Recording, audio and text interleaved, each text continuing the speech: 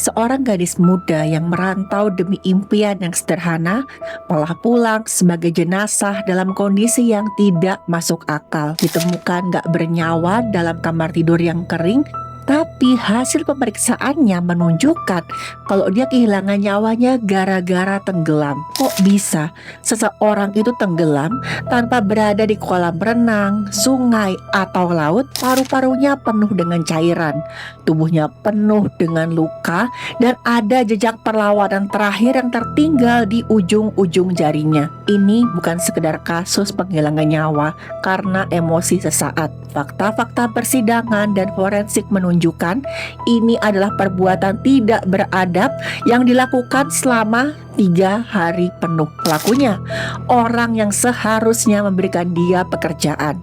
Dan ini adalah kasus lengkapnya.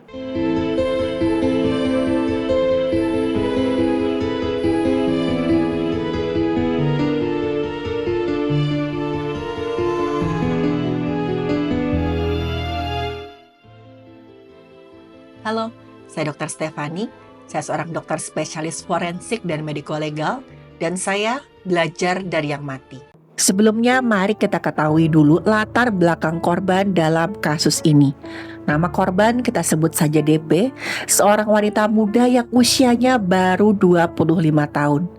DP berasal dari Kabupaten Lampung Barat, sebuah daerah yang cukup jauh dari lokasi kejadian perkara. DP adalah mantan buruh pabrik yang baru saja berhenti bekerja dan sedang dalam fase mau mencari peluang baru demi memperbaiki ekonomi keluarganya. Tahun 2025, DP mendapatkan informasi tentang lowongan pekerjaan di Batam, Kepulauan Riau. Batam dikenal sebagai kota industri dan juga kota transit internasional. Jadi wajarlah kalau DP punya harapan yang sangat besar di sana.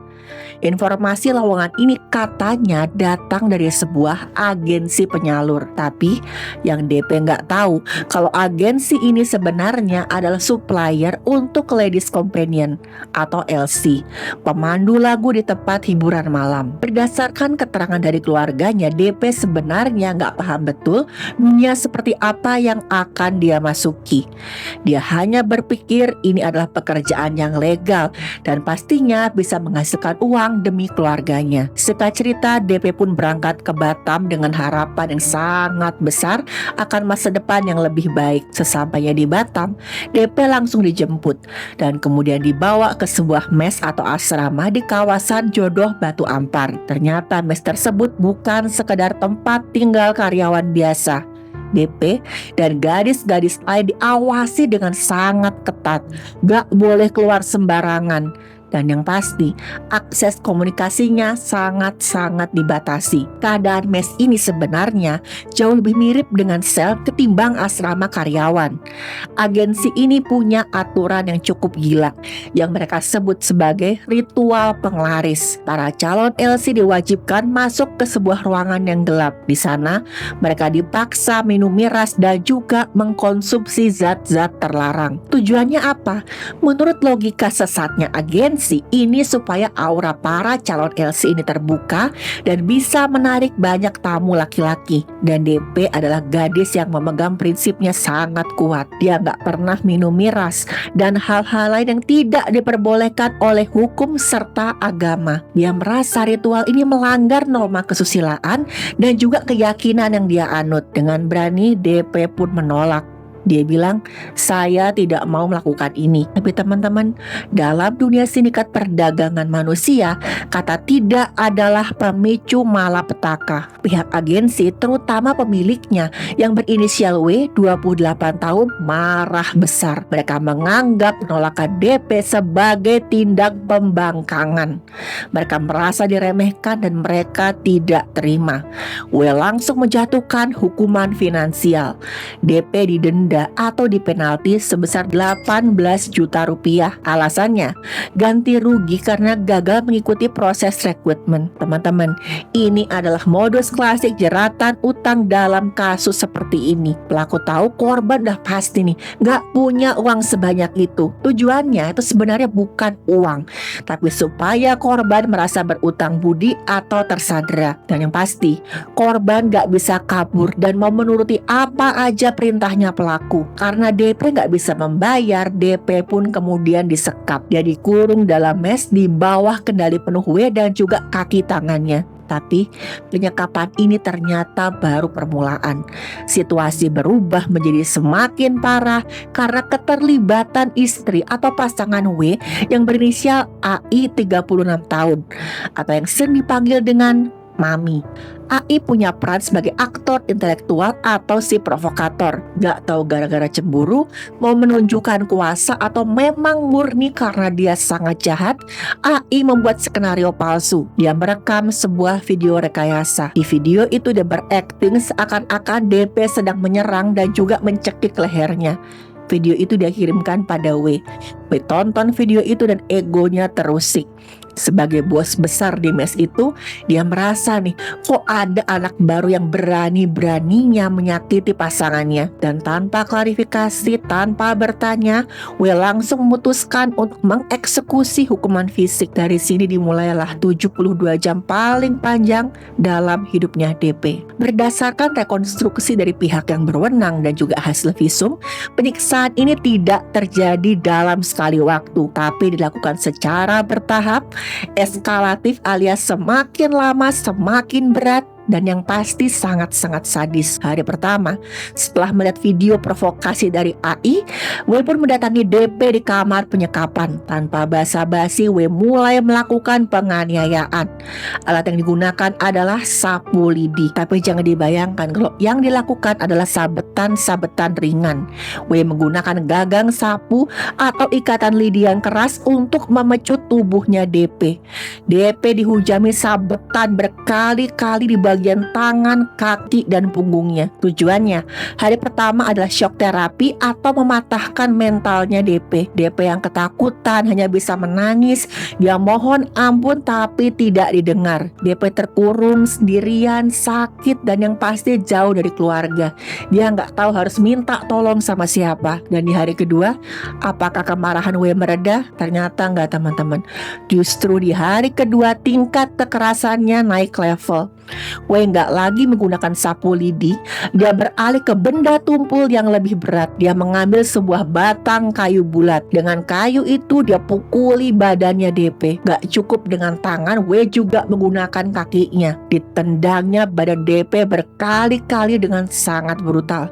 Salah satu tendangan atau dorongan keras membuat tubuh DP sampai terpelanting. Kepala DP membentur dinding tembok dan juga dipan atau kerangka tempat tidur, dan itu dengan sangat-sangat keras. Dan benturan ini itu fatal. Nanti di hasil otopsi akan kita bahas, benturan ini menyebabkan hal yang sangat berbahaya dalam otaknya DP. DP mulai mengalami gejala gegar otak, pusing hebat, mual, pandangan kabur, dan juga keseimbangannya hilang. Tapi bukannya dibawa ke dokter, DP dibiarkan tergeletak kesakitan di lantai. Di titik ini DP masih mencoba untuk bertahan hidup. Dia nggak mau hanya pasrah begitu aja. Dia coba tangkis hantaman-hantaman itu dengan tangannya walaupun dalam keadaan sangat lemah. Dan hari ketiga, ini adalah hari di mana kemanusiaan para pelaku benar-benar sudah hilang sama sekali. Kondisi DP sudah sangat kritis. Dia lemah, dehidrasi, dan badannya sepenuh dengan luka. Sekitar pukul 3 sore, W masuk lagi ke kamar. Kali ini dia dibantu oleh kedua kaki tangannya, P 23 tahun dan S 25 tahun. Mereka melakukan tindakan yang terencana dan juga sangat kejam. Tangan DP diborgol agar dia tidak bisa melawan. Mulut DP dilakban supaya gak bisa berteriak. W kemudian menyeret DP ke dekat sumber air. Dan setelah itu, teman-teman, W membawa selang air ke dalam kamar. W menyalakan keran dengan tekanan tinggi. Dia arahkan semprotan itu langsung ke wajah dan hidungnya DP. Setiap kali DP mencoba menarik napas, karena bagaimanapun refleks tubuhnya adalah untuk mencari oksigen. Yang masuk tuh bukan udara tapi air. Hal ini berlangsung selama kurang lebih 2 jam. 2 jam napas DP megap-megap mencari oksigen, tapi paru-parunya pelan-pelan mulai terisi air. Sore harinya tubuh DP akhirnya menyerah. Dia jatuh nggak sadarkan diri, napasnya tinggal satu-satu, detak jantungnya semakin lemah. Melihat korbannya sudah nggak bergerak, barulah para pelaku ini panik. Keesokan harinya DP dinyatakan sudah tidak bernyawa. Ketika sadar DP sudah tidak bernyawa, naluri jahat para pelaku langsung bekerja. Mereka tidak menelpon pihak yang berwenang, apalagi menelpon ambulan.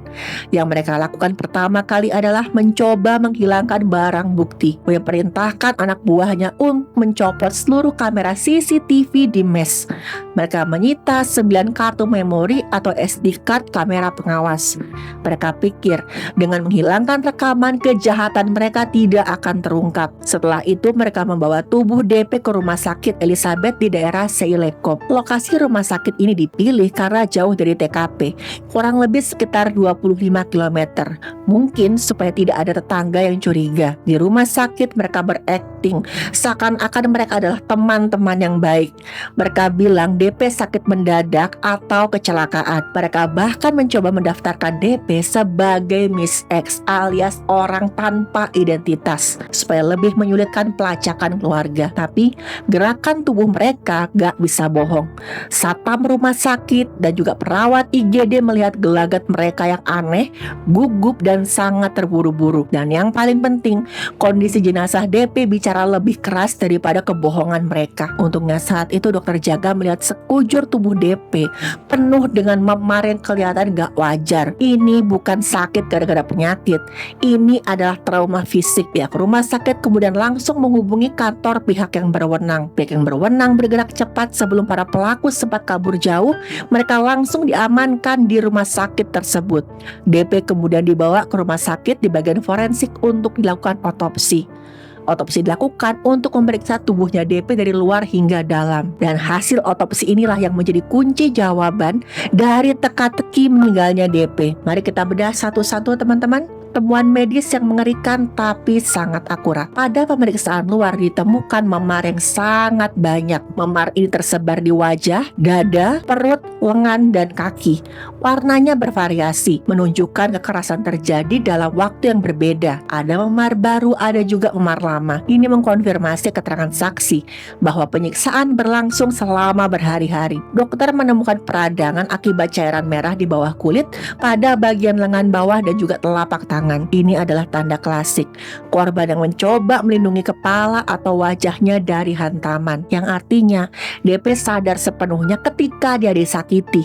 Dia berusaha melawan sampai titik nyawa penghabisannya. Ketika kulit kepala dibuka, ditemukanlah resapan cairan warna merah yang sangat luas dari bagian dahi sampai belakang kepala. Gak ada luka robek dari luar, tapi dalamnya sangat berantakan. Ditemukan juga cairan merah di permukaan otak. Ini konsisten dengan kepala yang dibenturkan ke permukaan yang rata tapi keras. Entah itu tembok atau lantai. Trauma ini aja sebenarnya sudah bisa menyebabkan kehilangan nyawa perlahan karena pembengkakan otak. Temuan berikutnya adalah temuan paling krusial dan jarang terjadi di kasus penghilangan nyawa biasa. Ketika rongga dada dibuka, paru-paru DP kelihatan membengkak dan juga berat. Dan ketika diiris, keluarlah cairan buih bercampur cairan merah yang sangat banyak. Total cairan yang ditemukan itu sekitar 150 cc di setiap paru-paru. Dokter juga menemukan gelembung-gelembung udara halus atau fine froth di saluran napasnya DP. Adanya air di paru-paru membuktikan air masuk ketika korban masih hidup dan masih bernapas. Ini disebut proses aspirasi cairan. Tapi dokter tidak menemukan air di lambungnya korban. Kenapa ini penting? Kalau orang tenggelam biasa, misalkan di kolam, biasanya air juga tertelan masuk ke lambung karena korban panik. Tapi dalam kasus ini, air hanya fokus masuk ke dalam saluran napas. Ini membuktikan air disemprotkan secara terarah ke hidung, bukan karena korban menyelam. Istilah medisnya mengarah pada mekanisme dry drowning atau tenggelam di darat. Mekanismenya, air akan memblokir alveoli atau kantong udara di paru-paru. Oksigen gak bisa masuk ke dalam tubuh. Terjadilah hipoksia atau kekurangan oksigen. Otak berhenti dan lama-kelamaan jantung pun menyerah. Dan rasa sakitnya teman-teman sangat luar biasa. Sensasinya seperti seperti terbakar dalam dada karena paru-paru berusaha memompa udara, tapi yang didapat malah air. Tim forensik yang mengotopsi menegaskan, air masuk secara pasif ke paru-paru ketika korban masih bernapas. Kesimpulan penyebab hilangnya nyawa, asfiksia akibat sumbatan jalan napas oleh cairan, diperparah dengan kerusakan otak akibat trauma tumpul, dan pihak yang berwenang menetapkan 4 orang tersangka.